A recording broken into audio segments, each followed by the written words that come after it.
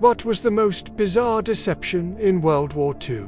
Was it Operation Fortitude, which created a phantom army to fool the Germans about the location of the D-Day landings? Or how about Operation Bodyguard, which involved thousands of inflatable tanks and decoy airfields to deceive the Luftwaffe about the Allied invasion of southern France? No, the most bizarre deception in World War II was Operation Mincemeat, which involved planting a dead man with false papers in a German U-boat in the hope that he would be found by an unsuspecting enemy patrol boat and brought back to Berlin. And incredibly, this improbable plan actually worked. By the summer of 1943, the Allies knew that Hitler's attention was focused on the Soviet Union, and they wanted to keep it there. At the same time, the British and Americans were preparing to invade the relatively undefended island of Sicily, an operation that was planned for July,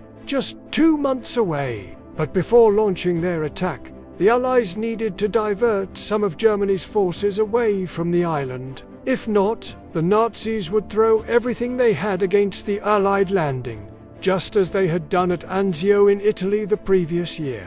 But how could they do this without tipping off the Germans? There were no major cities or military bases in Sicily that the Allies could attack first to draw Hitler's attention elsewhere. In fact, the only thing of strategic value on the island was a large naval base at Augusta, but it wasn't expected to play any significant role in the coming conflict. So the Allies decided to create their own diversion. They needed something big, spectacular, and above all, unexpected. Something that would force Hitler to think that the Allied invasion was imminent. But somewhere else, somewhere far, far away.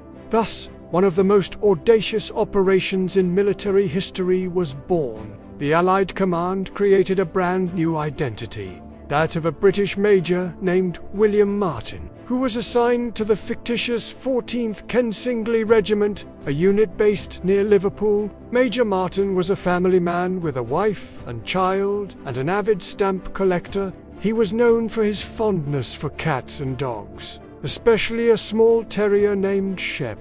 All of these details were recorded in personal letters, which were then inserted into envelopes and sealed with wax.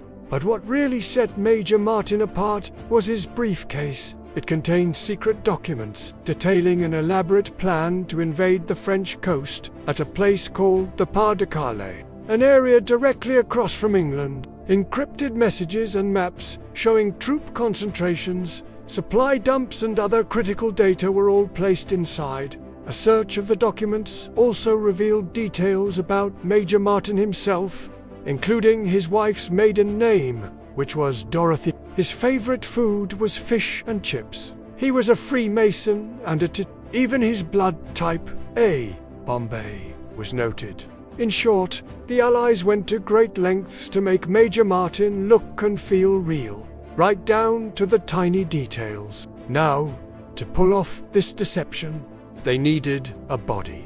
Enter Glyndwr Microcraft, a double agent working for the British. On May 1943, he allowed his Soviet handlers to inject him with a lethal dose of cyanide. Then he was placed in a watertight container and left to die slowly. When the process was complete, the now very dead Microcraft was embalmed and dressed in a British uniform. Major Martin's dog tags were placed around his neck and a pair of glasses perched on his face. He even got a mustache.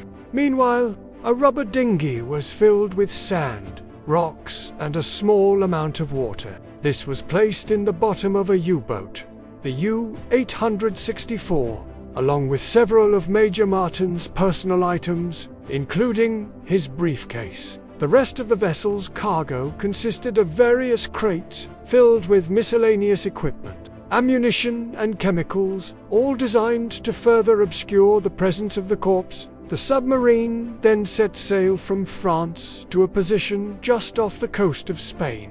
There, under the guise of a routine patrol, the captain was instructed to release the dinghy and allow it to drift toward the Spanish port of On June 10th, as dawn broke over the Atlantic, the dinghy arrived. It was discovered by a small Spanish patrol boat, the Serrano, which quickly pulled the craft from the water as the vessel was searched. The crew noticed several empty wine bottles and assumed that its occupants had become intoxicated and fallen into the sea. They opened the briefcase, discovering a pile of meaningless documents. However, when they looked inside the envelope addressed to Mrs. Martin, they saw an official British crest and assumed that the case contained important military documents. According to protocol, they should have turned the briefcase over to the local authorities. Instead, they radioed Berlin for instructions. By the time help arrived, the supposed owner of the briefcase was long gone. Major Martin's body was taken off the boat and placed in a nearby warehouse, where it was examined by several high-ranking Nazi officers. One of them even sent a postcard to Mrs. Martin informing her of her husband's demise. Others speculated that Major Martin had been on a secret mission to sabotage the German submarine pens at La Pallas. Still others suggested that he had attempted to escape to Gibraltar, but changed his mind at the last minute. The fact that a British officer had been spotted near the coast of Spain led Hitler to believe that the invasion was imminent. To prevent any possible Allied landings, he ordered additional troops to the Pays de Calais, exactly as Operation Mincemeat had hoped. In total, approximately 6 divisions were removed from Sicily, where only 2 were needed to defend the island. In fact, so convinced was Hitler that the Allied invasion was coming to the Pas de Calais,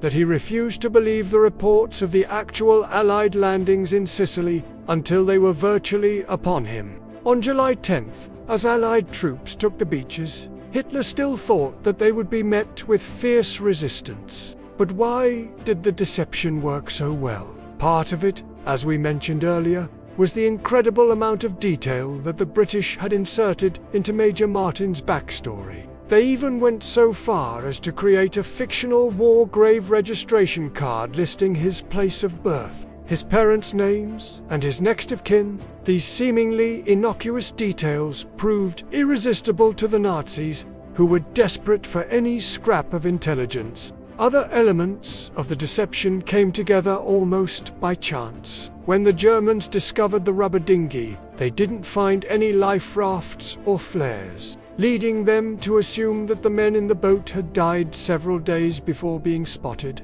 This conclusion coincided with British reports that Major Martin had gone missing on June 7th. The fact that the Germans had not yet cracked the Enigma code also helped keep the deception in place. Had they been able to read Britain's coded messages, they would have realized that there was No. 14th Kensington Regiment. Finally, the Germans didn't want to believe that the British were trying to trick them, as doing so would reflect poorly on the effectiveness of their own intelligence services.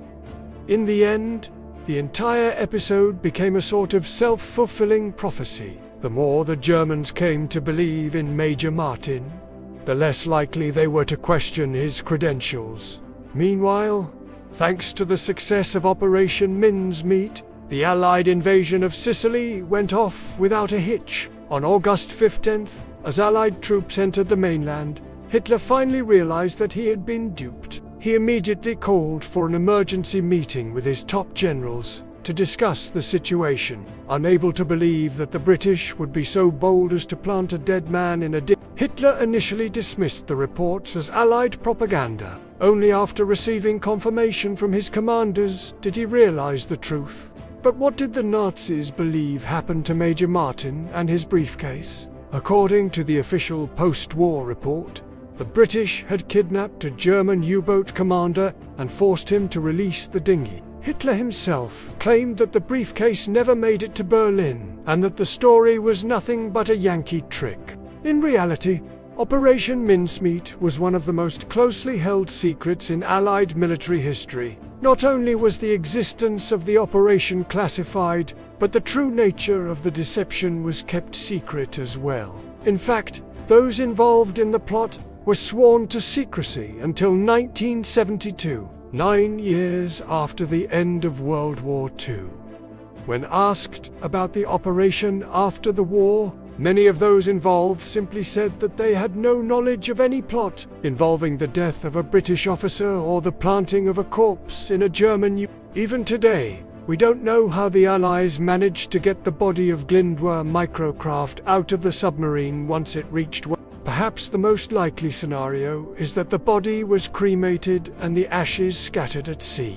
If that is the case, then Major William Martin, the dead man who fooled Hitler, may have ended up exactly where he had always wanted to be, swimming with the fishes. In any event, the legacy of Operation Mincemeat lives on in modern military thinking, proving that sometimes the best way to defeat your enemy is not with bombs and bullets, but with imagination. If you enjoyed this episode, check out our others, including the bizarre true story of Operation Bodyguard, which describes how the Allies built thousands of inflatable tanks to fool the Nazis. Thanks for watching.